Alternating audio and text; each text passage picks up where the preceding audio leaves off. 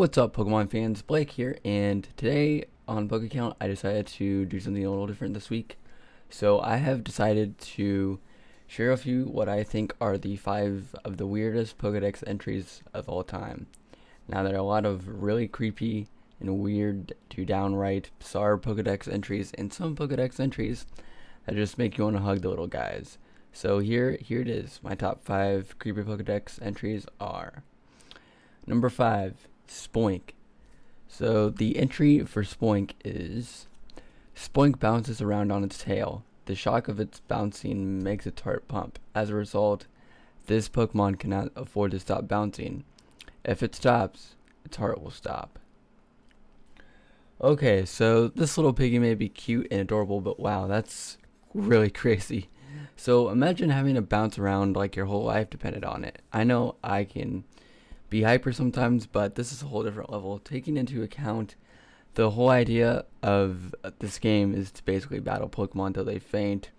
So does that mean if you knock out a Spoink that theoretically they're gone for good? Like, that's a little bit crazy. But on to number 4 is Duskull. So Duskull can pass through any wall, no matter how thick it may be. Once this Pokemon chooses a target, it will dodgily pursue the intended victim until the break of dawn. If it finds bad children who won't listen to their parents, it will spirit them away, or it's said, it loves the crying of children. Holy crap, that is pretty grim. I mean, seriously, so it loves the sound of crying children, bearing in mind that the game's target's audience, that the target audience is children, so I'm pretty sure that they shouldn't try to make the kids poop themselves, if you know what I mean. So I guess it is teaching the kids to listen to their parents, but in an extreme way. Funny enough, this isn't the only Pokemon whose job it is to carry around children. Duskull, meet your new best friend, Drifloon. Alright, so after that creepy one, we're on to another creepy one. Number 3 is Cubone. So Cubone's entry is: it pines for its mother it will never see again. Seeing a likeness of its mother in the full moon, it cries.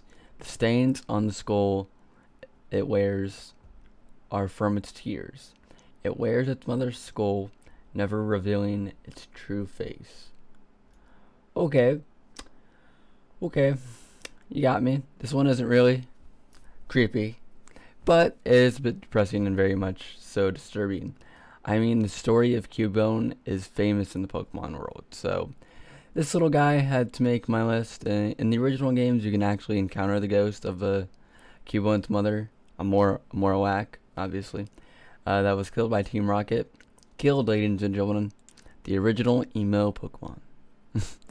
Alright, so number 2 is Yamask, and Yamask entry is: these Pokemon arose from the spirits of people entered in their graves in past ages. Each retains memories of its former life. Each of them carries a mask that used to be its face when it was human. Sometimes they look at it and cry. So it is a common theme in Game Freak that the ghost Pokemon are reincarnated souls of people, which is sort of obvious, as that's why it's a ghost, or as that's what a ghost is. In my opinion, Yamask is one of the more unsettling ghost-type Pokemon.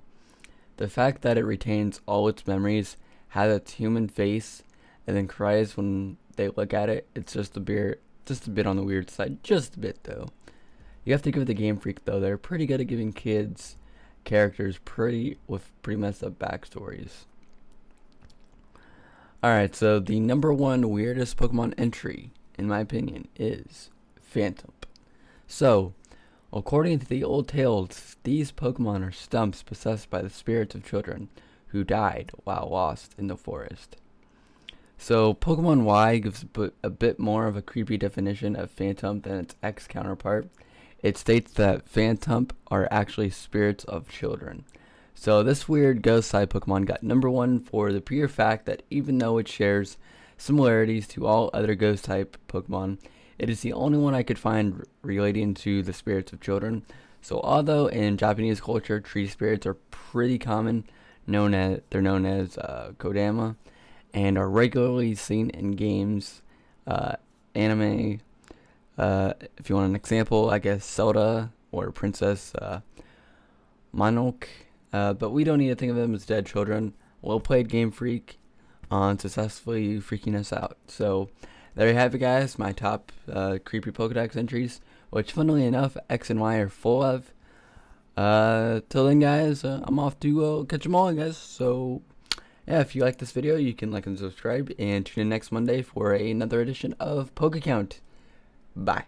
Hey everybody, Blake here. Hope you enjoyed the latest video on my channel. Just wanted to let you guys know that you should follow my Twitter at SquizElements to be updated with updates on my channel, future video postings, or just general things that happen in my life, and it's pretty cool. So yeah, if you're not following me on Twitter right now, you're missing the other half of YouTube. So that goes for like anybody else on Twitter, but yeah, it just takes 2 seconds out of your day to do that. But yeah, that's it. So yeah, cue outro. See you guys later.